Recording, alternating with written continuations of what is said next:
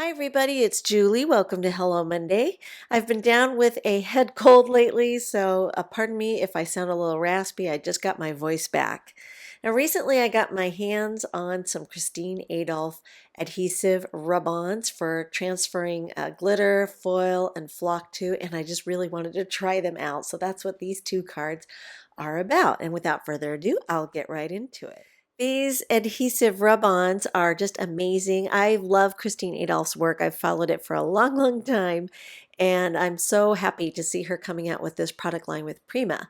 And these come with a gold color that you will be able to see when you transfer them to your project. They're on a clear acetate transfer sheet, and then on the back there is some liner paper. And as you can see, there's a variety of designs that are showing there on the back of the packaging. So I'm going to cut out what I want to work with rather than trying to use the whole sheet at one time. And I'm just trimming out the words thank you. And I decided to cut them apart so that I could position them stacked like this onto my craft card base. I love the look of foil on craft cardstock, and I just wanted to make a quick thank you card. This is a great card that I could give my husband that he could use in the office. So that was one of the reasons why I chose it.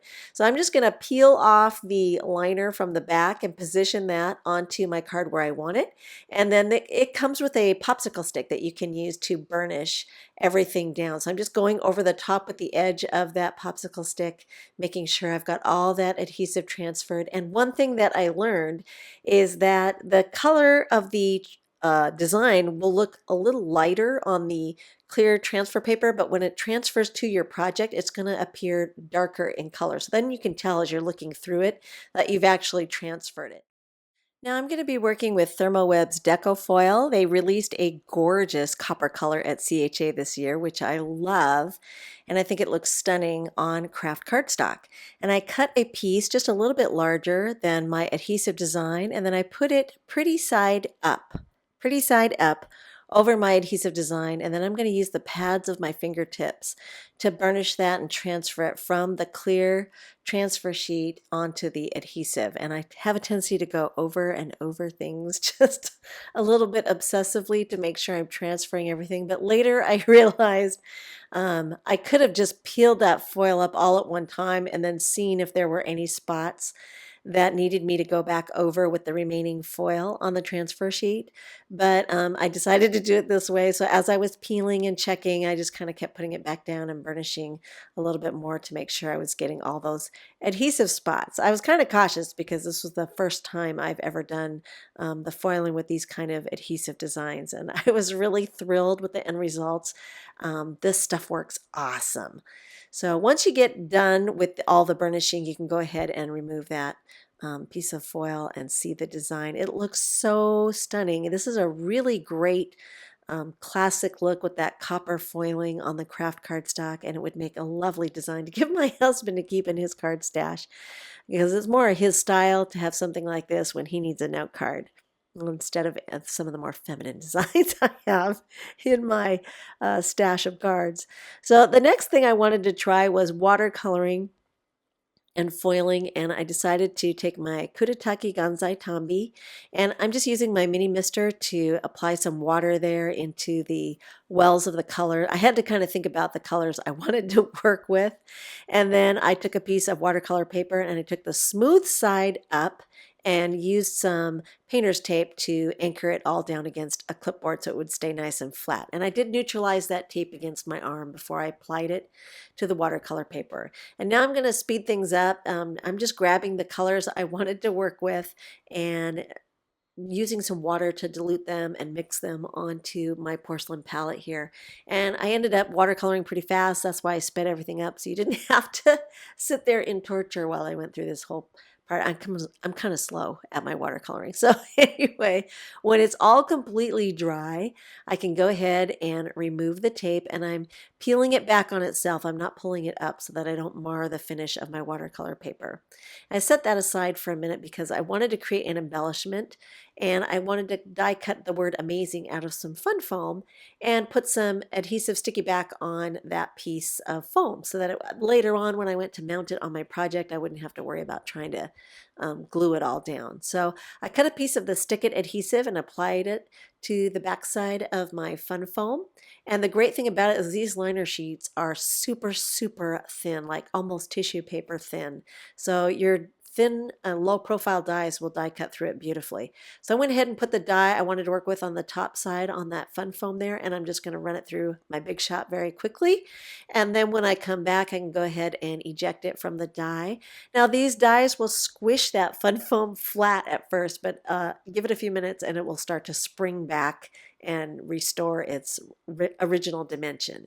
And I'm just popping out the little negative pieces that I'm not going to need there. And there you can see it's already got adhesive now on the back of it, and I can just remove the liner when I'm ready to mount it to my project.